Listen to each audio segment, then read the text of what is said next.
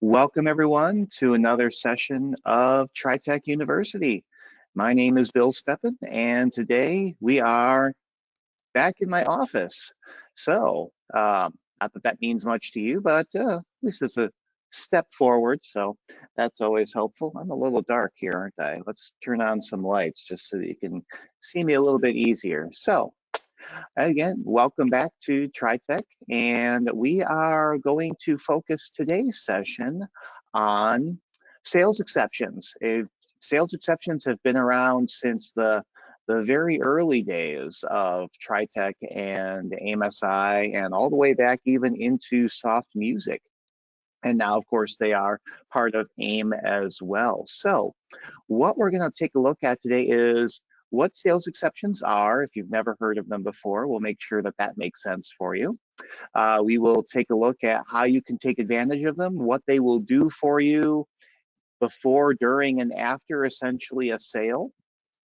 Both from an inventory perspective and an accounting perspective. And then we will go from there. If you have any questions at all about today's content or the topic or anything like that, let me know in the comments or in the questions section.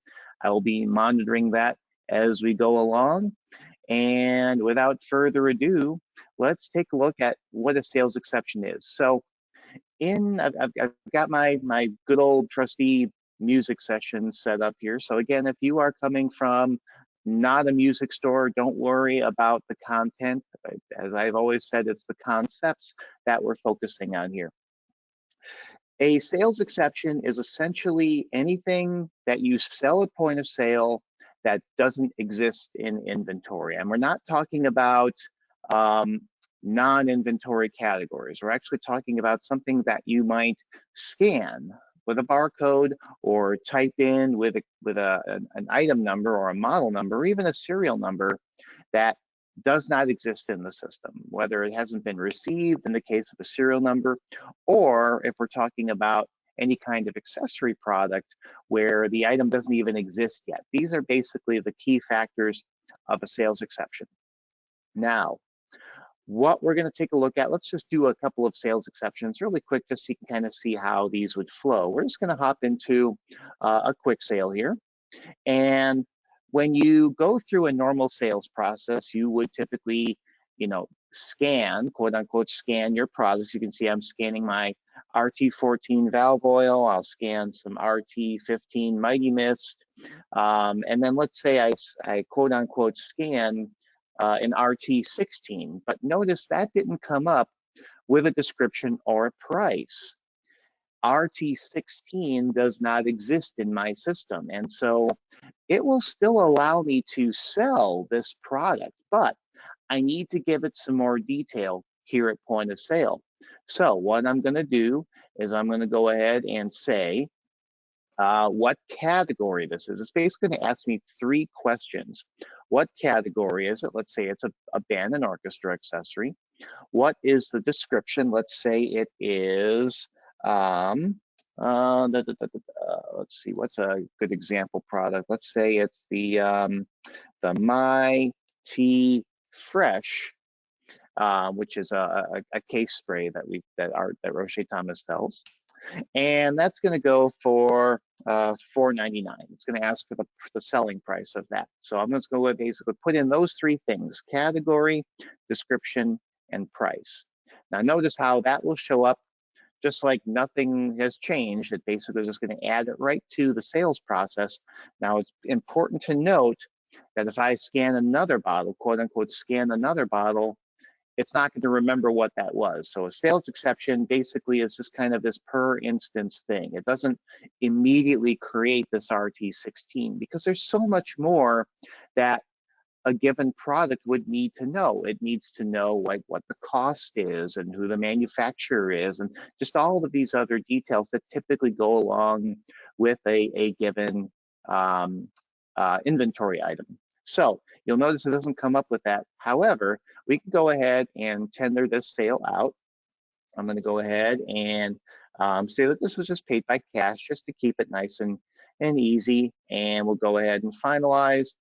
And as far as the customer is concerned, nothing has really happened out of the ordinary. That might have taken me a few extra moments just to get those quick details in there as far as the category, the description, and the price. But as far as the receipt is concerned, there's nothing unique about it. I'll bring up the receipt here, and you can see, lo and behold, Valve Oil, Mighty Mist, Mighty Fresh, all the prices are there. We're good to go. Now, what that did is that went ahead and took care of some basic details as far as your inventory is concerned. What it did was it coined that as a sales exception. Now, a sales exception is basically, like I said, anything that was sold that doesn't exist in inventory. There's two ways that you can view your sales exceptions. One is through the sales exception program itself, which we'll come back to in a moment. The other way is through a report in your sold inventory, or rather, excuse me, your miscellaneous reports called Sales Exceptions by Salesperson. Let's take a look at this report, because this may be something that you may find really handy, especially if you're a new store that's just trying to get up and running as fast as possible, and you haven't had a chance to key in all of your inventory yet. So you may find this really handy to run this report even as often as on a daily basis when you're first getting started. If when you're running this report, you notice that it comes back with fewer and fewer and finally no items, well, then that's the goal. You can start to phase back how often you run this report. But this would be something that I would recommend when you're first getting started to run on a daily basis at the end of the day. Let's just go ahead and throw this report up to the screen, and we can see what this is going to show us. If I can zoom in a little bit on this here, let's say that we zoom in 200%. So we can see that this is going to show the inventory number that we scanned or keyed in at point of sale. It's going to show us the description that it was sold under, the quantity, the sold price, if we gave any kind of discount, the sold date, and the invoice number.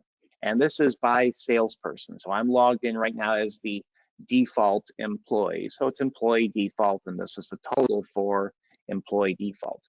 This is important because at this point, this is all that we know about this product. If the employee didn't take the time to put in as good of details as this, they just left the description as band and orchestra accessories. And if they didn't use a barcode, or they didn't use an item number, an appropriate item number, we may not know exactly what this product is. So it's important to know who the salesperson was that actually sold this product at point of sale. And like I was saying, it's a good idea to try and do this on a daily basis so that the memory is fresh in the salesperson's mind. That way you can go back to either the end of that day or maybe the beginning of the next day and say, hey, do you remember selling this product to so-and-so? And they might come back and say, oh yeah, well, do you remember what that was? Oh, it was a bottle of whatever. So that's kind of the idea with that. Now, from an accounting standpoint, again, when we talk about normal products, and those products normally have a cost as well as a sales price so that it can glean your profit margin, we can still get close to a profit margin by looking at a particular field within the inventory category setup. So if we go back to maintain inventory categories, and you may have often wondered why there's this cost percentage field on inventory categories. This is exclusively for the use of sales exceptions. If we take a look at the band and orchestra accessory category here, we can see that this is set up with a 50% cost percentage. What that will do now is, if we take a look into a ledger report, let's go ahead and run a list ledger by reference for the day. And I'll just go ahead and throw this up onto the screen. What we're going to see is, recall that we sold this item for $4.99. So down here, and let me zoom in on some of these items here. So let's see, these are some test sales I was doing earlier. So let me go ahead and once again zoom in to 200% and scroll down to the last bit that we were just doing here. So down here, we can see here's the cash clearing, and here's the inventory, band and orchestra accessories, and the sales tax, etc. Now, what this did was, and I probably should have done a different category, oh well, but it went ahead and registered the total amount of the sales, so 1149 plus the sales tax comes out to 1229. That was paid for by cash. Now notice how there's this 360 for the inventory, band and orchestra accessories, and there's an inventory exceptions clearing for 250. Remember that we sold it for 499.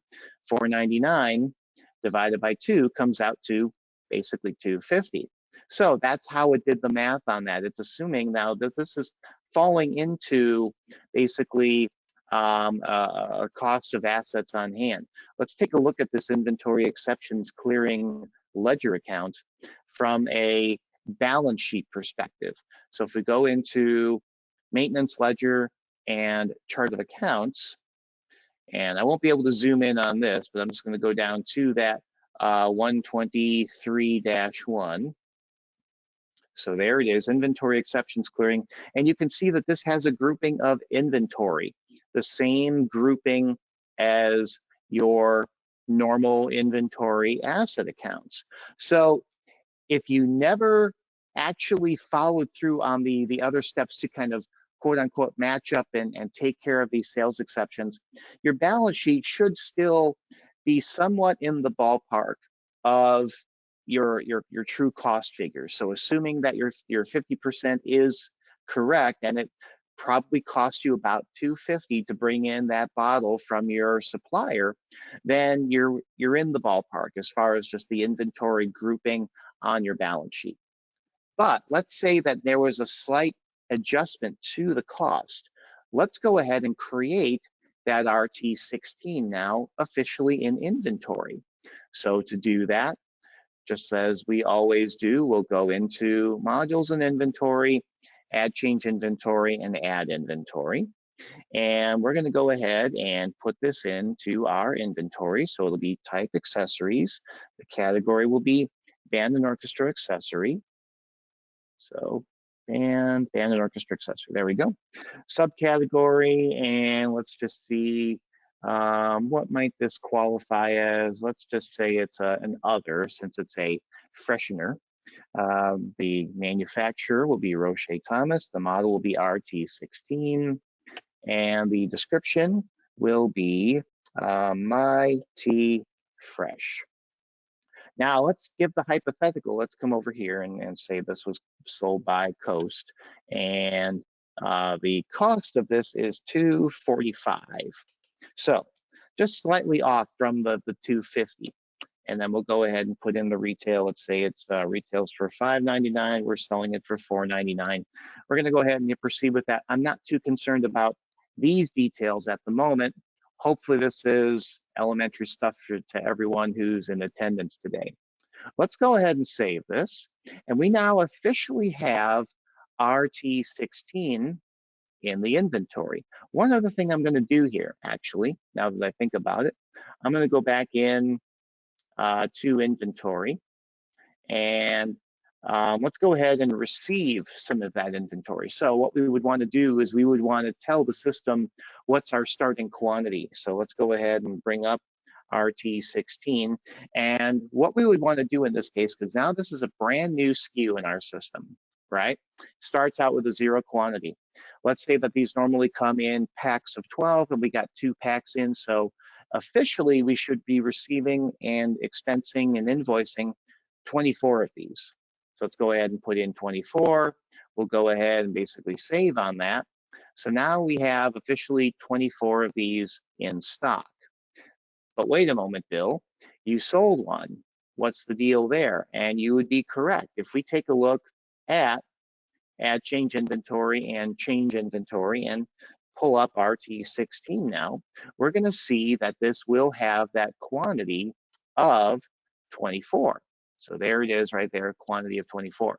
Now, let's go ahead and associate that sales invoice with the quantity and the official record. And to do that, we're going to take a look at the program underneath the inventory module called sales exceptions. When you run this program, it's going to default to today's day.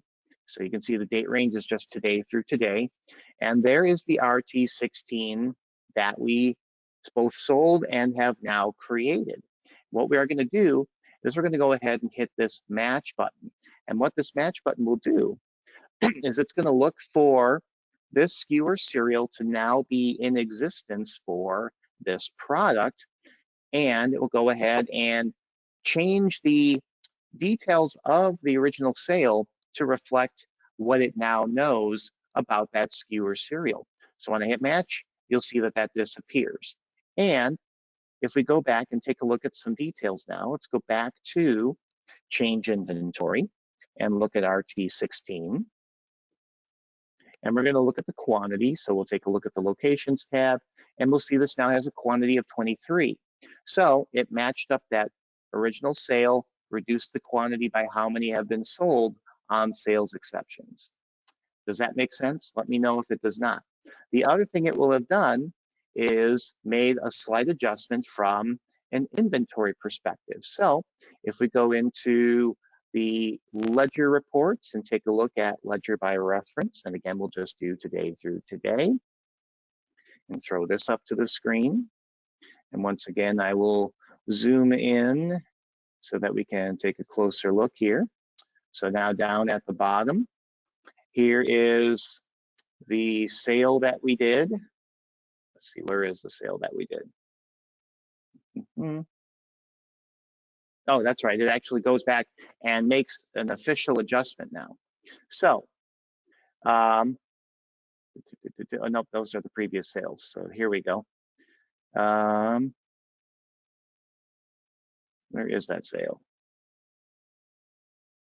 Okay, here it is up here.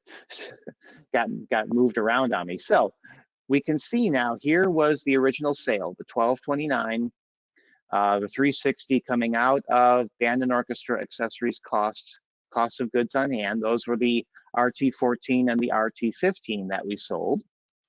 There's the 250 in the inventory exceptions clearing from the original sale of the RT16, sales tax, et cetera, et cetera. Now notice it added some extra entries to this sale.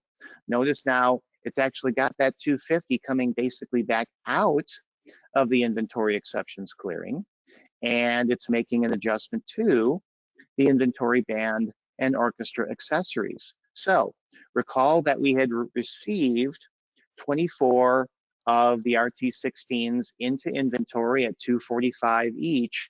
So the 120-11 will have that cost associated within it. Now we need to reduce that by a quantity of one, equivalent of one, so that's what it's now doing. So it's making all those adjustments for you, and you will now have your inventory accurate to the penny based on those actual costs as opposed to calculated costs based on the cost percentage. Let me know if that makes sense, or if it doesn't make sense. Either way, just let me know what your thoughts are with that. So that's basically what it's doing there with the sales exceptions program. Now, some of you who may have been coming from earlier versions of AIM-SI, V11 and older, especially if you were a music store, you may recall that if you, back in version 11, we had a specific kind of inventory known as titles inventory. And that titles inventory was to keep track of things like books and CDs and sheet musics and things like that. And they had their own special kind of inventory setup known as catalogs. We consolidated all that in version 12 to simply be inventory, but from a sales exception perspective, if you sold something underneath, let's say, an accessory category and it really needed to be a catalog, you couldn't match that up. It would actually come up and say you can't do that because the inventories were different. Now, because in version 12, we can simply associate whether or not a given category is considered a media inventory. It's all using the same database structure now in the background. Even if we sell something underneath a completely different category, that's not the end of the world. Let's give an example. Let's go ahead and go into point of sale. And I'm going to do 2 sales exceptions now. I'm going to sell an HL 1234. So that's a normal sheet music item that I've got in here, a Candle in the Wind sheet music. I'm going to also sell a 2345 HL, and it's not going to know what that is. So I, being the temp help part-time sales clerk that I am, not that there's any offense to that, but maybe I don't know what category this should go into. So while we do have some categories down here for print choral, I'm going to say, oh, well, actually, this is some piano music. Let's throw it into piano. And we're going to say it's the piano's greatest hit or something like that. And we're going to sell it for $5.99. So there we go. It's got now piano's greatest hit, all one of them. Again, no disrespect to the piano. Right over here. And now let's give another example of a sales exception. I'm going to sell a serialized item. So I'm going to go ahead and let's put this in as serial number. There we go. So whatever the serial number was, we can put it in there. I'm assuming that I'm giving the hypothetical that that's the actual serial number in case you were wondering about that. Let's go ahead and say that that is a fretted instrument and it's a guitar. And we're going to sell that for $3.99. So there we go. We've got some more sales exception examples here. Again, not too worried about the rest of this transaction. You've seen me do this hundreds of times at this point. Again, we're just going to go ahead and say it was paid by cash, and we're going to hit OK. We're going to finalize, and we're going to be done with this sale. So there we go. And once again, from a ledger perspective, let's go ahead and take a look at not the maintenance menu, but the general ledger menu for the list ledger by reference and do today through today. And hit run apparently because I forgot to click that. Let's go ahead and throw this up to the screen. And we can see now over here on this on page number 2, let's go ahead and zoom in on page 2. So on page 2, here's the sales invoice. So the latter half of it, we can see we've got the sales of the fretted instruments and so forth. And the rest of this is actually back at the bottom of page 1. So I apologize if this is kind of split up here. Let's just kind of look at it this way. So we can see there's the $437.57 we paid in cash. There's the actual sheet music item that we took out of inventory print choral. There's the exceptions clearing. So again, recall that this is now consolidating 2 different categories and whatever their percentages are into inventory exceptions clearing. So 202.50, that's essentially, if I remember correctly, all my percentages are 50%. So it was half of the $3.99 and half of the $5.99. So there's the $5.99 for the sales piano and the $3.99 for the sales fretted instruments, the sales of the print choral, etc., etc. Again, you just saw me go through this. Let's go ahead now, and what I'm going to do is we're going to go ahead and create another item here. We're going to go into add inventory. We're going to say that this is also a print item now, so we're going to leave that as accessories. The category will be print, and we'll go ahead and choose print piano, and it'll be let's just say it's a performance item, and the manufacturer, well, we're not going to worry too much about a whole lot of details here. Now, what I want to show you is, let's say that the model number shouldn't have been HL2345. Let's say it should have just been 2345. And those of you who are in attendance probably are getting the irony of I say it's an HL product and I'm listing it as Alfred. Not the point. Nevertheless, let's say that the cost was $1, and we're going to go ahead and put it in for Our price of whatever I sold it for, I guess $5.99.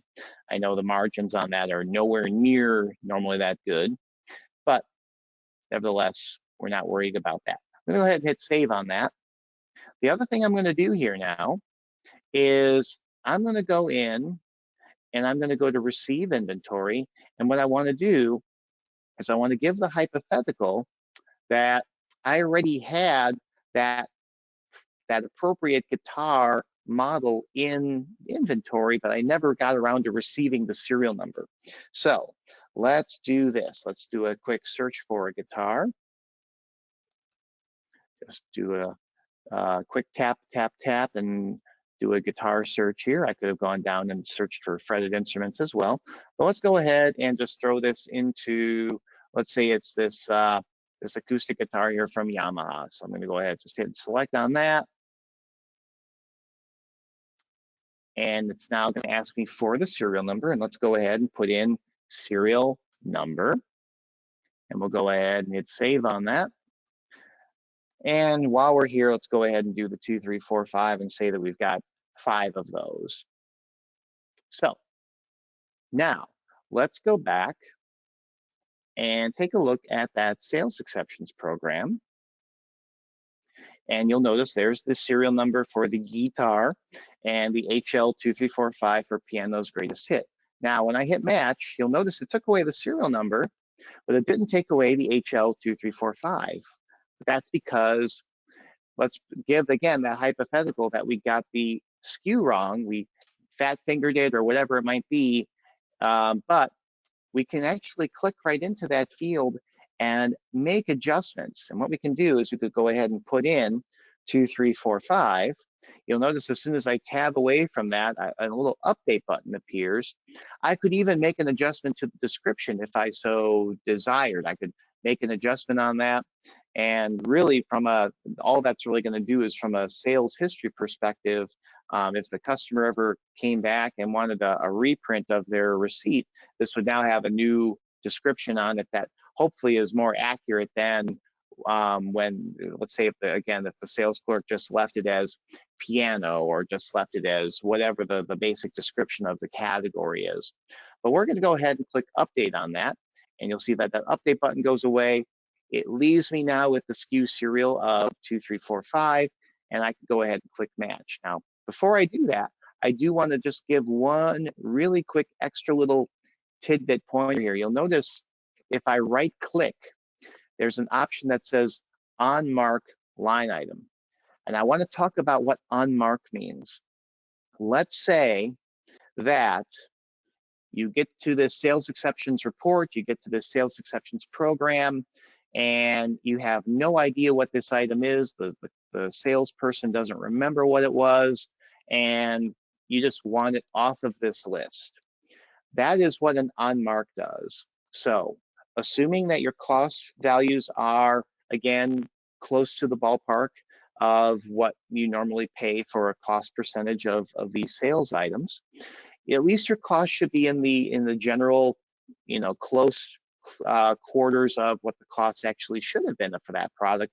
You just have no idea really what it was. So clicking on mark keeps it as a sales exception basically for all eternity going forward. But what this would do is it basically removes it from this listing here and the sales exceptions report, sales exceptions by salesperson. But this on mark function here removes all of these items. It no longer would let you match them. So if you only wanted to unmark a given item, then you can right click and specifically say to unmark line item. Let's go ahead and just hit match on that. We'll wrap up today with taking one final look at how the ledger came away from these kind of mishmashes of ledger here. So again, we'll just do today through today and run the report and throw this to the screen. And we'll go ahead and zoom in once again just to make it a little bit easier. So now, getting down to page 2, here's of course where we Well, again, these are going to probably be moved around a little bit. So let's just see if we can find what we got going on here. So here was the item officially coming into inventory. So that was the receiving of the print piano. Here was the receiving of the fretted instrument, so the 125. And now here was the 5850 for the RT16. Okay, so that was the RT16. Let's go back now and find that sale, which probably got moved back up close to the top here again. So here's the sale. Recall that we sold it for $437.57 total. So all of these entries here now reflect what the original transaction was, including the inventory exceptions clearing. So you can see that's got the 202.50 coming out of there. Now, you'll notice that we've got two line items here for inventory exceptions clearing again, $199.50 and $3. That added up. See how these are debits to this credit, comes out to the 202.50. And it's now basically making some adjustments. It's moving things around. So remember when we sold the piano greatest hit, that went into sales piano. It should not have gone into that. So you can see how this has a credit of $5.99 down here. That's coming back out of sales piano, and it's now being moved into sales print piano. So there's the adjustment there.